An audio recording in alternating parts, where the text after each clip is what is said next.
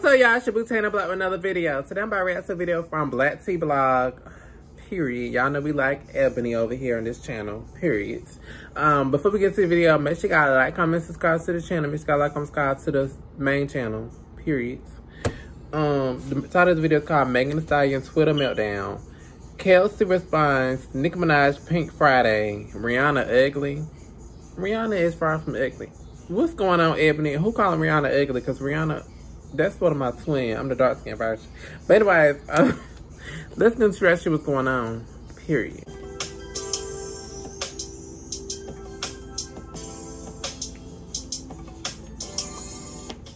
Hey you guys, welcome back. Hey Ebony. It's your girl Ebony. Okay you guys, so there are a couple topics that I want to discuss in this video. The first topic being none other than Rihanna getting dragged online for her fresh face and also being called ugly. Talk about a mess. Is she pregnant? Leave people alone. User posted Rihanna's photo for her line 50 skin. Now she had actually done a face mask and she wanted to show everyone what her face looked like after her face mask. Now while I believe that Rihanna still looked absolutely beautiful, people jumped into the comments and started calling Rihanna ugly. They also talked about her fresh face and it was just a hot mess. Imagine coming for Rihanna, a billionaire who is absolutely beautiful by the way, calling her ugly and she's pregnant. When will this end? People stay coming for somebody. People were saying about Rihanna on Twitter. This nigga is so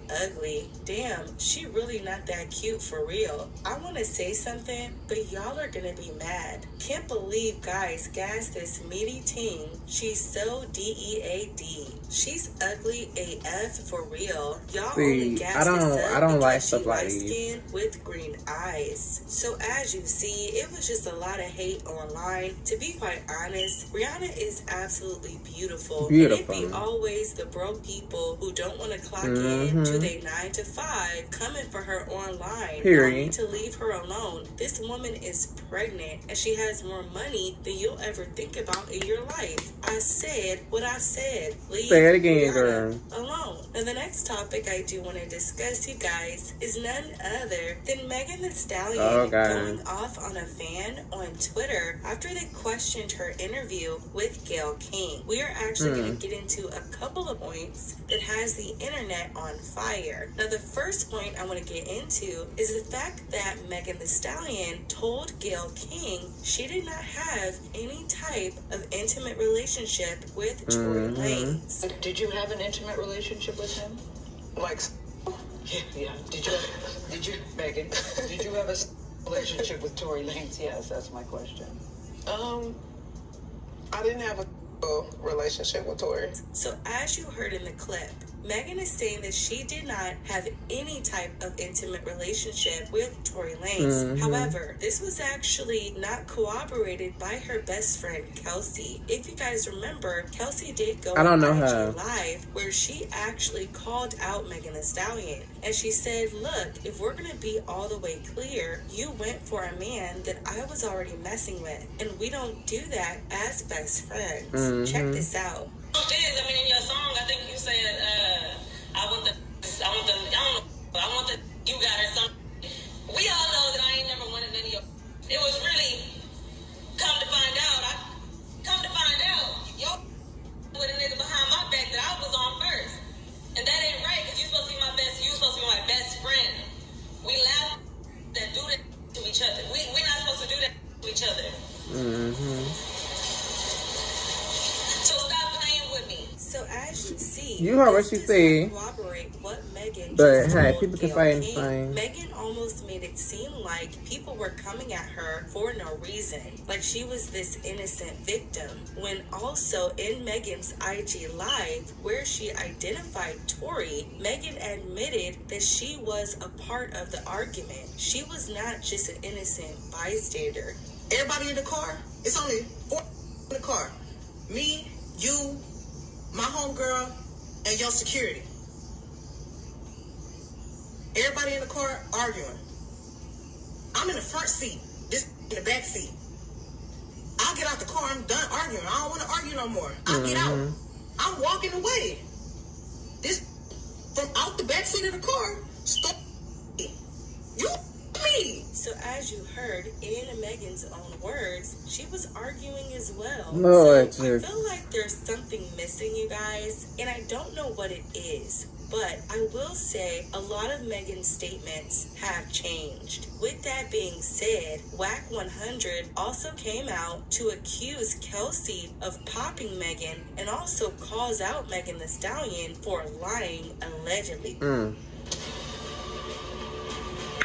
Chill. Whack 100 saying this: not only did we say you lied, you said you lied. Now it went from saying you stepped on glass to an object to the foot to you didn't want them to hurt any of us. I'm crying for Tory Lanez, the real victim. All this needs to stop. No DNA or prints on the actual object, and she's still going. Guess we can call it the little boy that cried wolf. After all, Stallion is a COLT at birth, right? Hope that didn't go over y'all heads. A person jumped in his comments and they said, bro, her best friend did that. Whack 100 says, finally, somebody with a brain. Yikes. Now, in her defense, Kelsey also gave a statement to CBS. Kelsey saying this: my client is a private person and does not wish to make a public statement at this time. I can assure you that my client has not been paid a dime by any party involved to remain silent, as suggested in social media post. So this is Kelsey Nicole denying that she received any money from Tory Lanez or Megan Thee Stallion to keep quiet about the situation. Now, this is what Megan said on Twitter when she was going off on a fan who said it was unfair that Tory Lanez did not get to speak his piece. The fan starting with this: crazy how Megan gets to speak on whomever platform or song about the situation, but Tory, or he goes to the clink, being it's still an open case. Megan says, so a man can pop me, chop up horse legs in videos to taunt me, pay blogs to spread false information from what's happening in the actual court, record studio albums, and make diss tracks. But when I talk to Gayle King, that's the last straw. F y'all. Child, talk about a mess. Now, I also want to get into one last thing, and that is actually the time frame of this incident. In Megan's interview, she specifically showed a text message that allegedly came from Kelsey. It was around 7 a.m. in the morning. Now, it does say help, Tory basically popped Megan, but the incident happened around 4 in the morning. So this would not really make any sense, given the fact that the court transcripts also corroborate the fact that this incident happened around 4 in the morning. Also, I think it's very interesting how Megan is trying again to say that she had nothing to do with the situation, when there is an independent witness who said that Megan and Kelsey were fighting, literally fighting and kicking each other, and they both got out of the car fighting and kicking each other.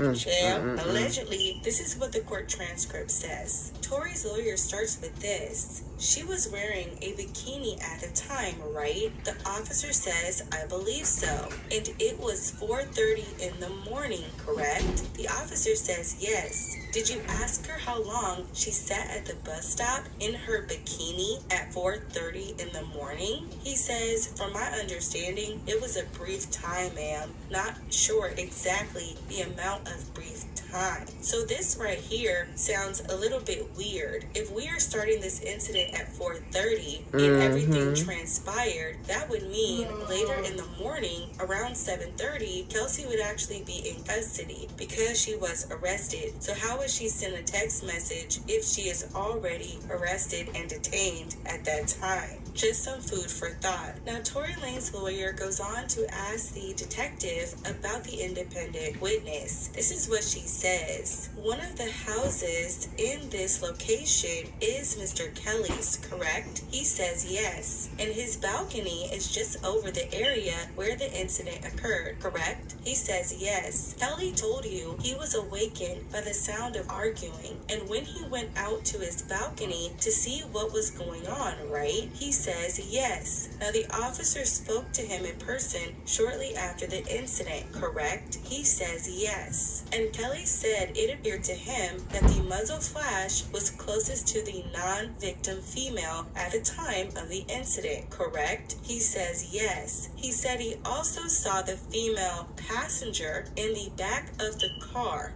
get out and open the front door. The passenger door where the other female passenger was in. And they started fighting and kicking one another, right? He says yes. The officer spoke with him in person This all the shortly evidence after the incident, right? Yes. She goes on to say this. According to Megan, she got out of the car for a second and started walking away from it, right? He says yes. She said when she was walking away, she heard Tori say, dance B word, right? He says yes. Now, other than Megan, was there anyone else who said they heard this phrase? No, because though Mr. Kelly was the eyewitness in the neighborhood, there were a number of witnesses and many of them heard an argument, correct? Yes. And many of them heard the shot. Yes. And actually, some of this is recorded on their rings or security systems, right? Correct. But no one heard the word dance B word except Megan, right? Correct. Do you remember Megan saying that she was about 25 feet away? Approximately, yes. Facing away from Tori, right? Yes. In the dark, yes. According to Megan, inside the car, right? He says yes. Did Megan all this say evidence where Tori stuff, all these pulled the object questions, from? He says working my no. nerves. Megan told you that Tori was standing over the door when he popped her. Yes. Tori is in the back seat of the car. Yes. Behind the driver when Megan got out of the car. Okay? So let's stop there real quick. So if we are the car opened Megan's car door, mollywopped Megan outside the car, okay? What? And started beating Megan's butt, allegedly. Tori's on the other side. Megan is saying that he was basically popping her above the window. He was partially in and outside the car. But that would mean he would have to be on top of the SUV. So as you guys see, there is a lot of inconsistency in Megan's statement and the statement that the police actually have. On top of that, Megan said in Gayle King's interview that she did not put her hands on anybody. However, there is an independent witness who corroborates the fact that Kelsey and Megan were in a physical fight, meaning these two were fighting at the time. So that would also mean that her statement does not corroborate the evidence. However, this does not mean that we go bash her online. I think that this is a great example of why things need to play out in court. All of this social media stuff is really clouding the actual matter at hand. Megan was hurt. That's undeniable. But the problem is who hurt her. And I think that with her putting out all these stories, it is actually doing her case more damage than good. Ciao, more to come on this. Now, the last topic I do want to discuss is none other than Nicki Minaj's album Pink Friday re-entering the top 200 Billboard charts since 2012. Isn't this amazing? Talk about a queen. She literally released the vinyls as the anniversary, and I did get my vinyl in the mail. Thank you so much for that. And ever since then, the sales for Pink Friday have actually shot up, and this was her album from 2012. So this is amazing. Nicki Minaj did tweet and she said, why? Girl, you know why. It's because you're an icon. Get over it, Missy. Get over being an icon, girl. Okay? So congratulations to Nicki. I think that's amazing, and I'm excited to see what happens next. So let me know what you guys think about these topics down below. Don't forget to subscribe to the channel. Give this video a big thumbs up.